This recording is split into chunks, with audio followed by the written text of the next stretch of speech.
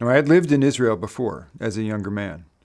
I had seen Israel. I was brought up on the Zionist dream and with the Zionist romance, but I had not seen what was being done by my people in my name to the Palestinian people. I came back and one of my fellow delegates who belongs to a church here in Washington had us invited to give a talk at something called the Friday Forum, which is something that this church sponsors to talk about human rights issues.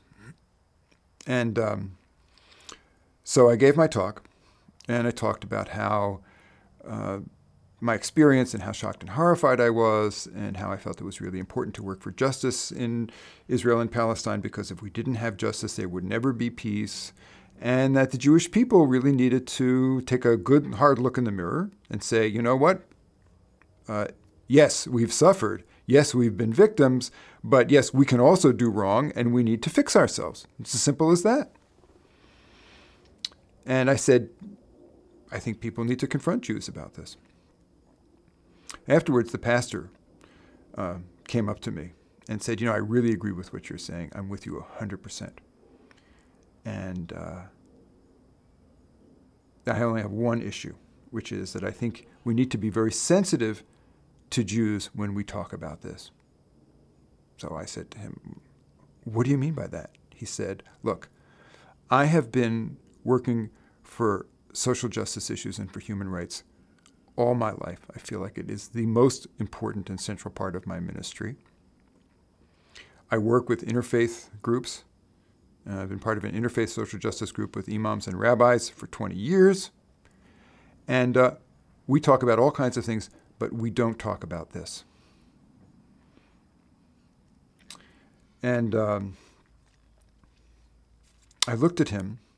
And remember, I'd just been back. I'd never met this guy before. And with what can only be defined as chutzpah, which is Yiddish for, it's hard to translate, but nerve, I said to him, Pastor, you need to do something else with your Christian guilt. I said, the rabbis who don't want to talk about Israel and don't want to question Israel's actions are not friends of Israel. And they are not friends of the Jewish people. And when Christians collude with that and go along with that, they're not being friends of the Jewish people. And this is not what Jesus Christ would want you to do. He looked at me. And, he hasn't backed off from his position. We have a very, very good dialogue going on about this. But that was a moment of truth for me. I said to myself, I don't know where that came from, but it's what I'm supposed to be doing. My cousins are white European stock living in Tel Aviv or in Haifa or in Jerusalem or in Beersheba. They're the ones that are having to send their kids off to war. They're the ones that are living in a state that is teaching them to basically be racists with respect to the Palestinians. The Jews in Israel don't know the Palestinians. They're not allowed to know them. They're taught that the Palestinians are all terrorists and that they hate the Jews and want to drive them into the sea. I've met the Palestinians. It's not true.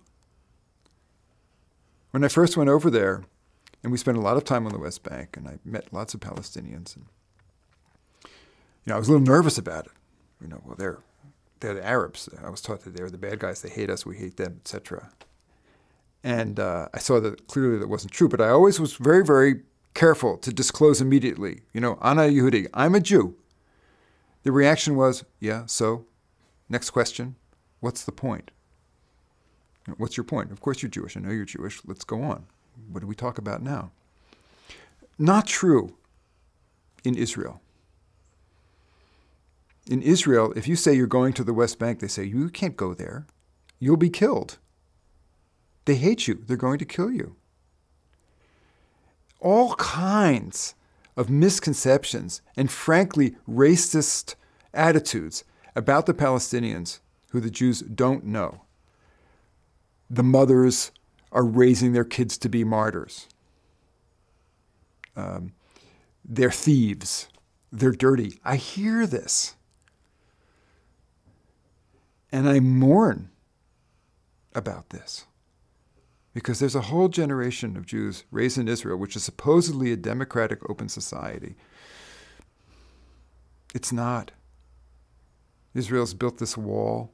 Israelis live behind a wall. They live in a fortress.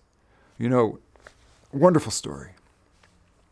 I was sitting in Ramallah, which is in the West Bank, and talking to a woman who is a head of an NGO there, Palestinian woman from Nablus.